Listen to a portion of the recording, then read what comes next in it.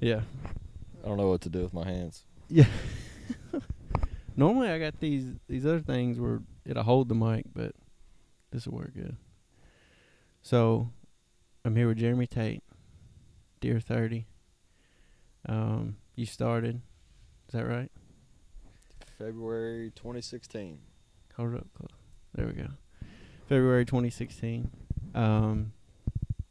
So what is Dear 30? Obviously it's Started out, it's not a miracle product by any means, and we didn't reinvent the wheel, but it is a mineral for deer. Whitetail nutrition is what we do. We started with just the mineral product, which is a granular mix that you just put in the dirt. They come in. Our slogan is, it's not your grandpa's salt lick. It's old timers, people that have been hunting for a long time, not old people, but old school, my dad included. They used to use the white salt blocks, say from your local feed store. Yeah. And it's a good way to get pictures of your deer for us new age guys. But back before that was cool, before trail cameras, it's just a way to kind of pattern deer, get them in an area, get them using an area. But kind of how we evolved and became an actual company was we started thinking, hey, there's got to be a better way. We started looking at the label on some of the stuff we were buying, and it was just real high salt content. You know, it's that everybody calls them salt licks, and we thought, man, we're paying a lot of money for salt just because it's got a picture of a deer on the bag. So we kind of got to looking around and kind of found some recipes online, some DIY stuff, and thought, well, some of the elements from this one are okay, and some of the elements from this one are okay, and we kind of fell back on some stuff we had tried in the past, some old farmers' recommendations and stuff, and we just kind of lumped all that together and created this, which is our flagship product, what got us kind of on the map, quote unquote. And from there, we really haven't tweaked it. We stuck with the original recipe, but it just kind of was a thing where we were like, well, let's make up a big batch, and we did a bunch of trial stuff on the front end and got something we liked, and we thought, all right, well, how can we store this so it doesn't go bad over time? And so we were making 250-pound batches. Well, you don't need to put that much out at a time, so hop on Amazon, buy some little bags, and kind of heat seal them up and give them to guys at work and stuff like that. And so, you know, inevitably people say, oh, you ought to sell this. Nah, you know. So your initial thought, though, in the beginning was, I just want something better for myself. That's Not That's with it. the intent of selling. Absolutely. So me and my buddy, a guy I work with, we co-founded this, and that was it. It was just he and I wanted to come up with something to help our deer, and ironically now we've got all of it sitting around on pallets, and I don't have time to go put it out and help my deer.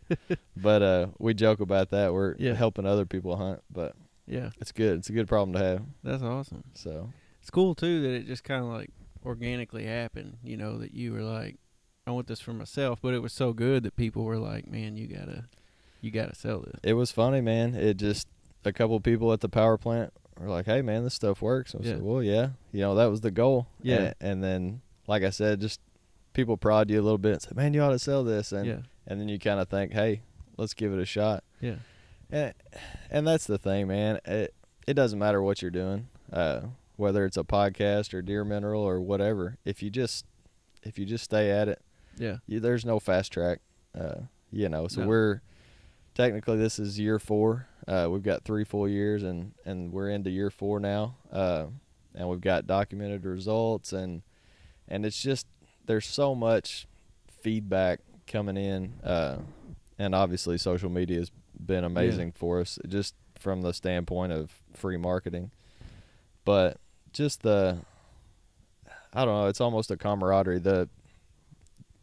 the community that has helped us get to where we are, which is, for me, it's on the track of where I want to go. But I mean, it just keeps you going. You know, it's not glamorous, and you know, maybe someday, but regardless, that's not why we started it. Yeah. But it's just fun. Yeah. You get, you know, phone goes off all the time, and every now and then, you know, the wife gets tired of that. But but it's just cool because you got people that are just like you sending you pictures of their deer and saying, hey, man, you know, we've been using your product for 2 years now, and this is what they look like. So you kind of get to be a part of that story, and then they send you pictures in the fall, and they're holding the deer, and it's just, you know.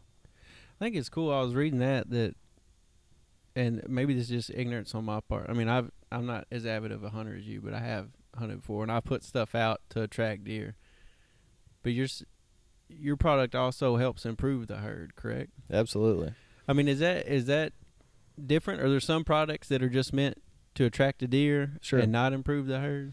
Yeah, so without naming any names, there's I'm not trying to like sure, but it's what got us into it, and that's kind of who we targeted at first. Not that we're probably still not even on their radar, but there's some really, really high salt products out there that you'll get a bunch of pictures. You could take table salt from your kitchen and put it out, and they'll come hit it, but there's just no nutritional content. It's a natural attractant. You know, they sweat just like you and I want a Gatorade after we play basketball or whatever. You got to replace that salt, and especially that's why spring and summer they'll hit a pure salt lick just repeatedly because they're sweating, and they're, you know, with sweat comes salt. So that's why they're naturally craving that, and we do have a salt content, but it's about half of those big competitors that we targeted. And so that just by backing that way down, that gives us so much more room in here for all the other stuff, the minerals and vitamins and everything that is part of the rack that contributes to that growth and mass, but also for like through the springtime, the does, which are pregnant right now, and then through the summer as they nurse. So it really is a whole herd tool. Yeah, that's awesome. Because like I said, I was thinking about it. I was like, man, I never thought about that, like improving it, you know. Because when I hunted, like I said, I was not that avid of a hunter, so I was just hoping, like, God, please let a big deer come by. You know, it wasn't like the thought pattern of in the future, you know. Sure. Yeah. And it is. It's not an instant gimmick by any means. It's something that, you know, that's why we have people order pallets just like we're sitting in front of, and then we have people order 2 small bags in the middle of the summer. So it's cool because it's kind of an attractant that you can use a couple times a year. It has a really strong smell, but if you want to invest in that management and you really, you know, you have the ground to do it and you have the time to do it, then you can watch your deer over a couple year period and kind of see the results. So, were you surprised in the beginning when you did start seeing that aspect was working? Like it was like a good management tool? I did, just from the fact that we really didn't. We say we had a trial and error period, and we did a little bit, but it was funny because the initial kind of, I guess our gut just kind of led us on the right path, and we really didn't have to tinker a whole lot with it. And that's why to this day we really haven't. We have a secondary product that's a protein feed, but we have left the original alone just because the feedback. Yeah, you know, if it's not broke, don't fix it. Yeah, and you kind of want to, and people say, well, are you going to do flavorings and this and that? But, you know, we just, every time we start kind of kicking that around, you just get flooded with, oh, man, I've never seen this kind of result. Yeah. And just we joke to tell people not to put it out in their backyard just because, I mean, they'll create a hole. You know, when it rains on it, it almost kind of activates it. So a lot of times I'll go put it out in the rain, and it gets down in the soil, and they just keep pawing at it. Back. So that's awesome. We have had a couple of people say, I just dumped a bag out in my backyard. And it's you might not want to mow around that. But especially over where I live, I wouldn't do that. There's just like herds of deer out there anyway. The golf course is not good. Horrible area. Yeah.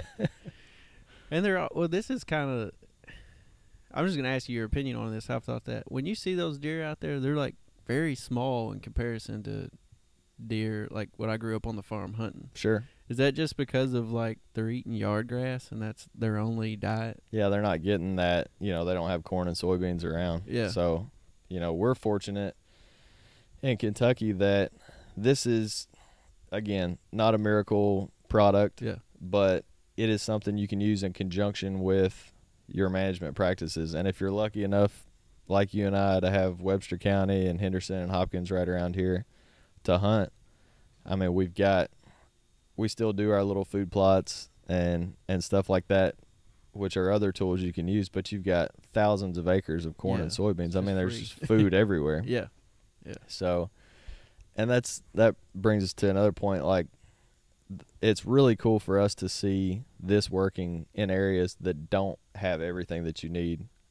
So Kentucky, Kansas, some of your traditional big buck states, and that's all well and good. But when we see, so we've got a buddy in East Tennessee, Steve Cooper, and he killed a giant this past year, right after he came out of Velvet back in September. I think it was the 22nd.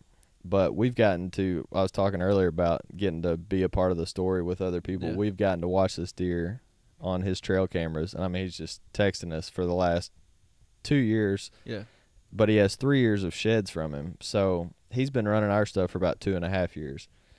But to be able to compare what he was 1 year to the next to what he is, and I mean, we're talking almost to Gatlinburg. Like, there's just, they don't have the crops that we do. And to see a deer of that caliber come out of there and know that, no, this isn't the complete 100% reason he got to that, but there's a lot of pictures of him eating it. So it's just cool, man. Yeah. Stuff like that just kind of recharges you and just keeps you going as far as from a momentum, from a drive standpoint, I guess. So what's your further, you said he's in Gatlinburg.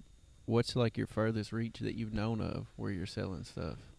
We have shipped to Maryland, upstate New York, of course the Southeast, all around here. I'm trying to think, not crazy far west, but we did have a guy who was part of a team of guys out of Kansas that he lived up in Washington State, and he put some out up there. Yeah. So that was kind of cool. But I mean, we'll see, an average week you might ship to Wisconsin, Alabama, and then Pennsylvania. Yeah. So it really is, of course, online you never know where it's going to come from. Yeah, exactly. But we've been surprised, here locally.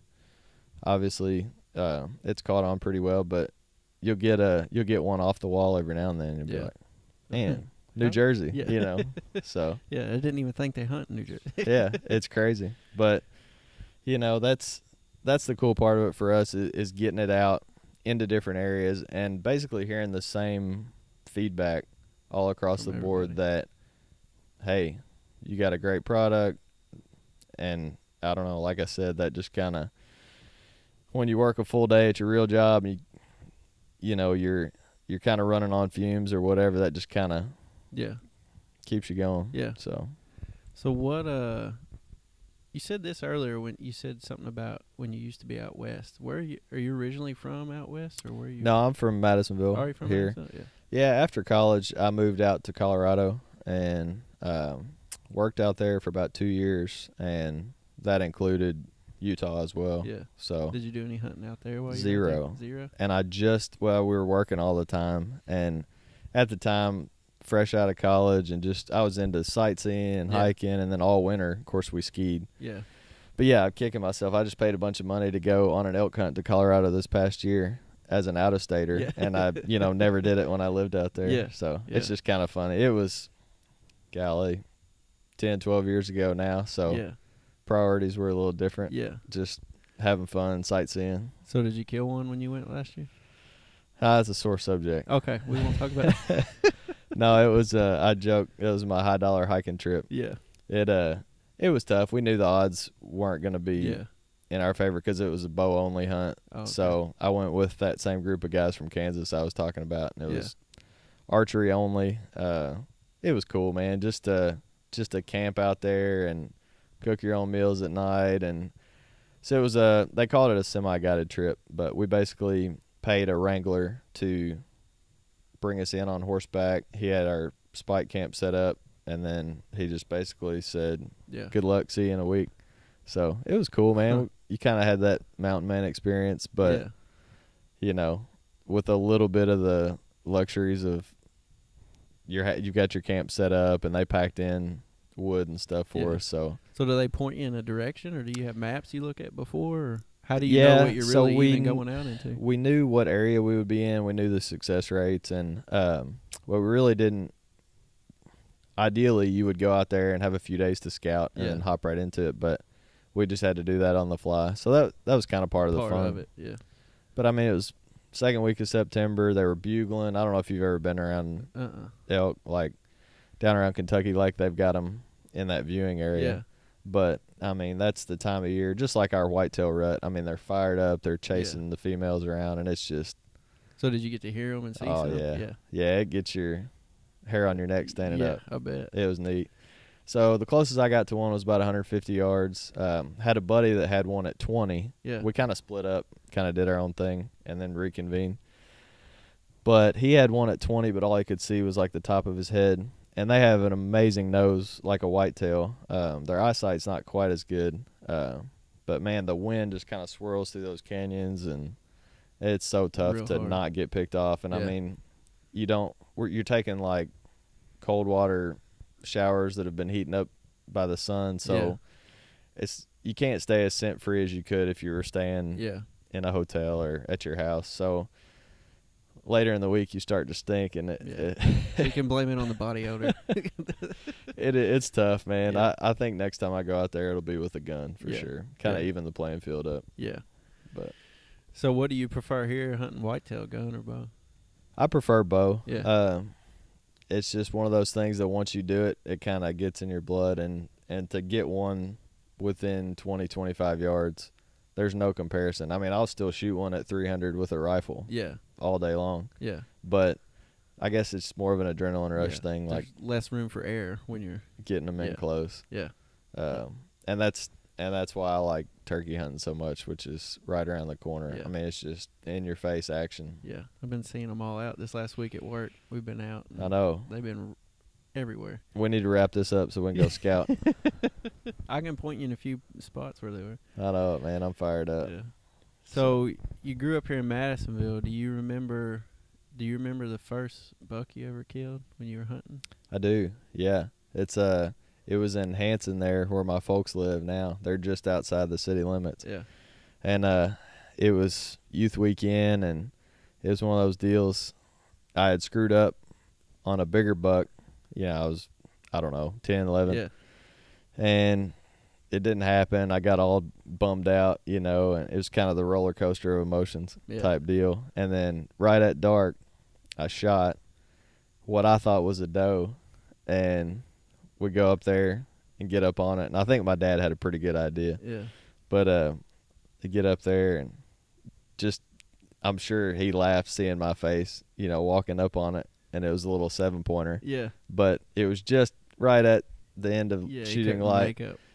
And so I was thrilled I got a deer and get up there, and it's I've still got the rack off of it. So it's cool, man, just to see the progression and then looking back on it. And I haven't killed a truckload of deer like a lot of my buddies, but looking back on it and just seeing, and without sounding cliche, like a lot of people online are talking about, well, it's not about the antlers and we've built this trophy culture, but just getting out there with your buddies or taking a kid like my dad took me, it's awesome. We all want to kill giant bucks, and I mean, that's why I got into this. But at the end of the day, man, it's just about getting out there with the family or getting somebody new into hunting. Or, I mean, it's its own rush, and just exposing new people to that. I still remember the first turkey I killed. It was with a coworker. I got into turkey hunting pretty late. And I called my dad that morning. I said, why didn't we ever turkey hunt? He said, we were always at your dang soccer tournaments and stuff. So it's just, just getting that little window of time and getting out there and making the most of it, whether you kill anything or not, man. Just hearing the woods wake up and hearing those gobbles. And that's what I've never been turkey hunting, but just from the deer hunting aspect, just being able to be out there in the woods and like the solitude and like there's nothing. Oh, it is. There's nothing else out there.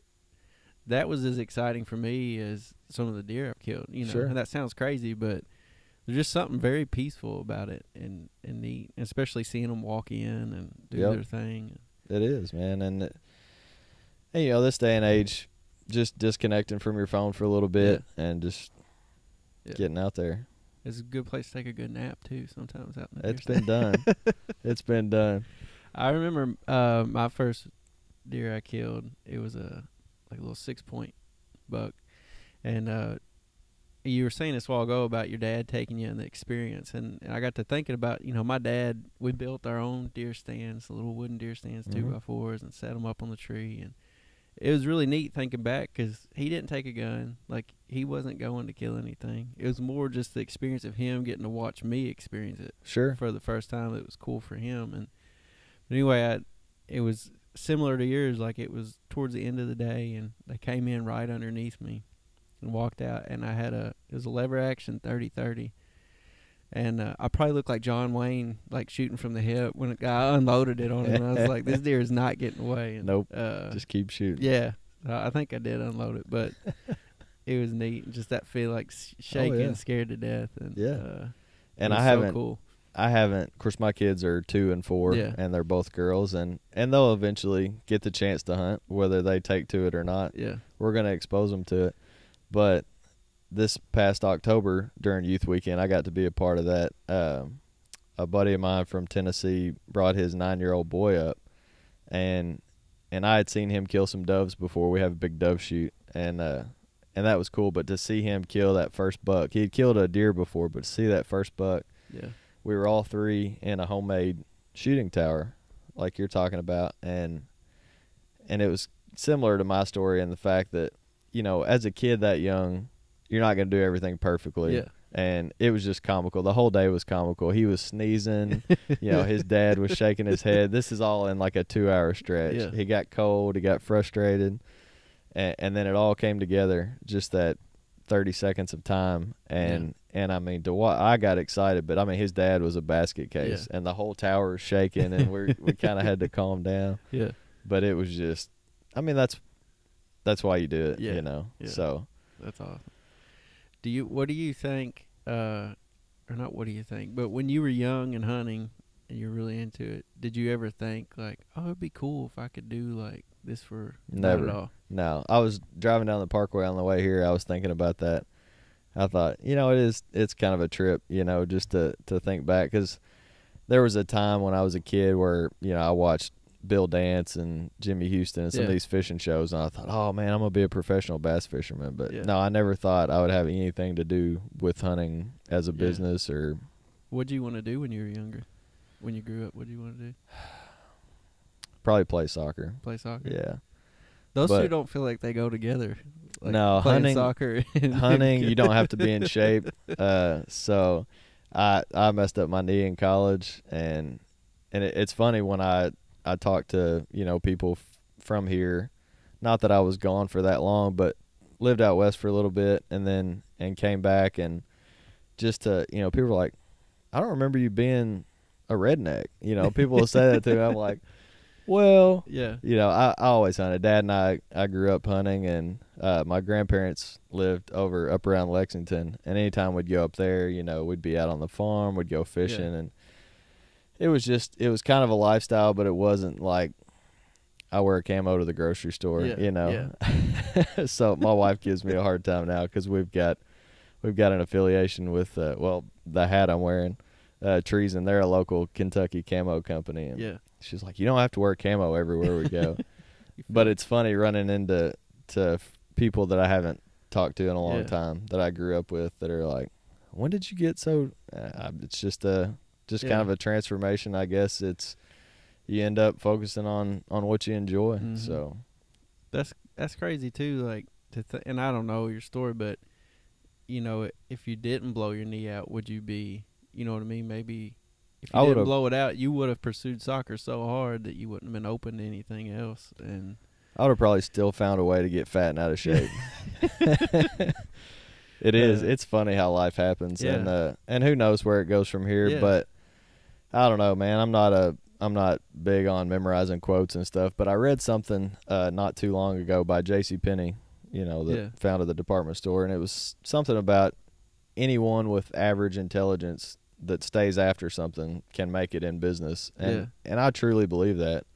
And I believe that I'm definitely not above average intelligence. Yeah. But it is, man. It's just, like I said, without sounding too cheesy, it's, you can fail a bunch of times and you just got to find another way around it. Yeah. We've just kind of cracked into some retail, getting into some Rural Kings. And there's, everybody asks us all the time, when are you going to be in Bass Pro? And why don't you call Walmart? Like, you can just call them up and get in. But I really believe that, man. I think if you have a good product that you believe in, first of all, I didn't grow up a salesman. I haven't had a sales job. It's just, it's easy to tell somebody about something that you have time and passion and energy invested in, and also that you use, that you believe in. I mean, it's an easy sales pitch, because you're just talking about what you know. Yeah. So I feel like wherever this ends up, I'm going to stay after it as long as we can, just because I enjoy it. Yeah. So that's cool, because I feel like you see that a lot of people that are successful in business, a lot of them don't have like a business degree or something, but they start out with that passion. That's it. And then it's also cool that you just kept it simple. Like, you haven't tried to like overcomplicate it and be like, we need 37 products. And that's they it. all need to reach like all these demographics, and like, that's it. Like, no, it's simple. It works. Here you go. And part of that's not having a very big budget. Yeah. I can't afford 37 different products. Yeah. But you're exactly right. But then you dig a hole. Like, even if you can't, you feel like, oh, I have to get in the market. Because in my mind, I would think this is a hard market to get into, because everybody and their brother that wears camo to the grocery store so is like, man, I want to do this for a living. Yeah.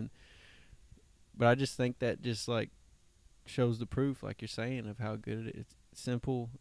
It's nothing crazy. And here it works, And a lot of people, so it was kind of easy for us to gain steam around here, because a lot of people are like, well, I don't want the big box brands, local. A lot of people are getting into the support local deal, and that's fantastic. Yeah. So for us, there's kind of a fine line. But do I want to be in Walmart? Absolutely. Yeah. But, I grew up buying my hunting and fishing stuff from Walmart. So I'm not an anti, big box store type thinking. But, I don't ever want to forget where we came from. Exactly. If it does get to that point, because at the end of the day, we just started out just because we wanted a better product. Yeah. So, yeah.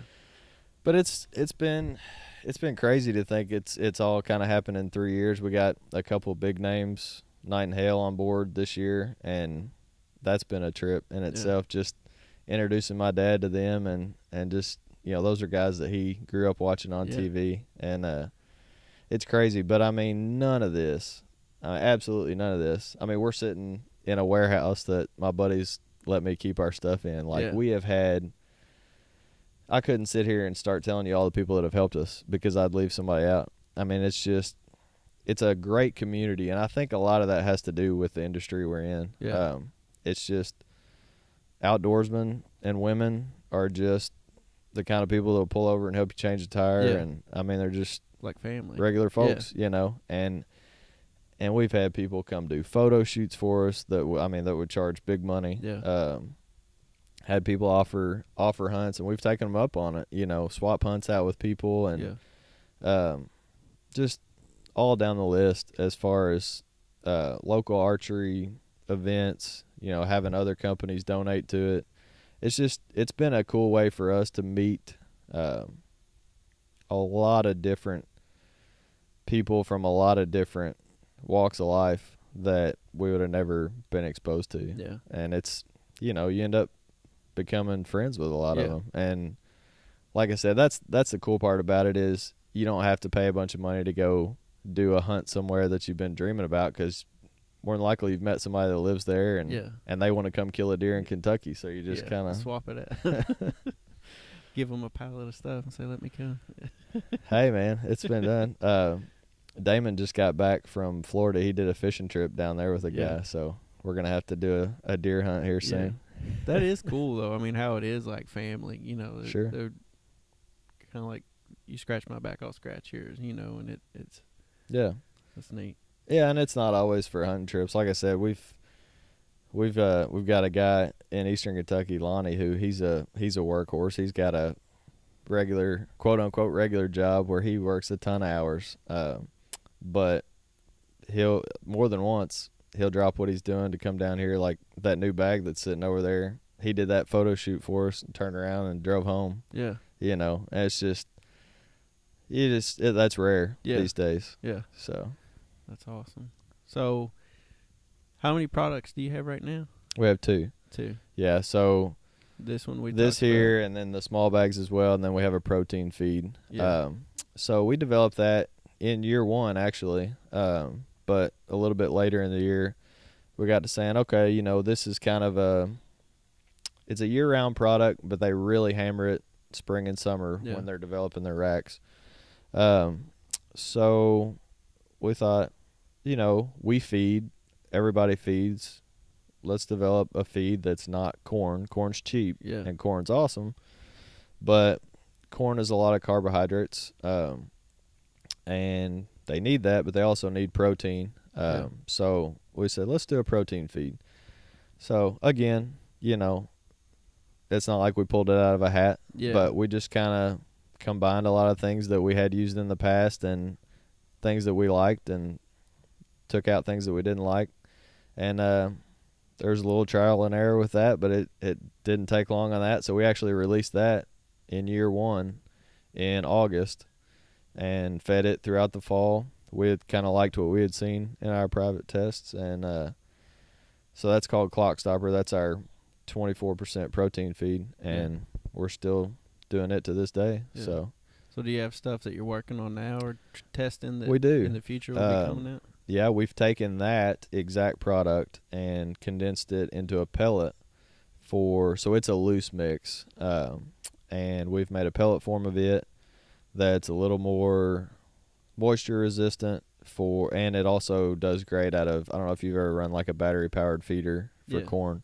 So it can be slung out of it because it's a solid pellet, where our original protein mix is a loose mix with some grain in it. It's more dense than this, so it's got more big chunks in it, I guess, and some pellets as well. But the truly pelletized product of it hopefully we'll be releasing sometime this year. We've seen some really good results. We've had a lot of outfitters run it in multiple states, and we're liking what we're seeing from it. So cool. So people can look for that. Yeah. So what you have a website? We do. Deer30.com. Deer30mineral.com. Mineral.com. Yeah. I think maybe it was deer30.com. I got it. There's like a taxidermist out in there Iowa. Is. Yeah. I was looking earlier. I was like, I don't think he's doing taxidermy. No, I don't have time for that. But yeah, deer30mineral.com. And so I guess it's been 2 weeks now, but we just got our trademark back on the name itself, and also so like we can do shirts and hats and decals and all that, which we've been doing, but it just feels good to have it trademarked because you know, who knows.